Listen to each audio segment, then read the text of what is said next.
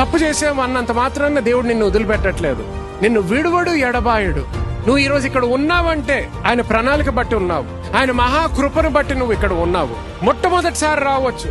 కొంతమంది మీరు మీ జీవితంలో చర్చికే నేను ఎప్పుడు రాలేదు పాస్టర్ గారు, ఆ సంఘం అంటేనే నాకు తెలియదు, మొట్టమొదటిసారి వచ్చావు.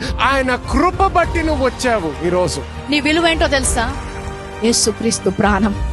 అది నువ్వు ఎరిగినట్లయితే ఇతరులు నాకు విలువ చూపెట్టట్లేదు, లేదంటే ఇతరుల నుంచి నేను విలువ పొందుకోవాలి అని విలువ తగ్గించుకునే పనులు ఏ రోజు చెయ్యవు. నువ్వు తప్పు చేసినా నువ్వు ఈ రోజు, దేవా నా హృదయాన్ని ఇస్తున్నాను, నా జీవితాన్ని ఇస్తున్నాను, నా తప్పుల్ని కూడా నేను నీకే ఇస్తున్నాను, తీసుకున్న ప్రతి తీర్మానాన్ని నీకే ఇస్తున్నాను అయ్యా, నీ చిత్తము నా జీవితంలో జరుగును గాక అని మీరు హృదయము నుంచి నువ్వు చెప్పగలిగితే ప్రతి దానిని కూడా నీ మేలు కొరకు ఆయన మార్చగలడు. ఈ రోజు నిన్ను నువ్వు ఎలాగ చూస్తున్నావో నాకు తెలీదు, నువ్వు ఎలాంటి పరిస్థితుల్లోంచి వెళ్తున్నావో నాకు తెలీదు, ఇతరులు నిన్ను ఎలాగ చూస్తున్నారో నాకు తెలీదు, కానీ వాక్యానుసారంగా మాత్రం ఒకటి తెలుసు, నీవు ఆయన అమూల్యమైన రక్తము చేత కొన్నబడ్డ విలువైన ఆయన దైవ కుమారుడివి, కుమార్తెవు.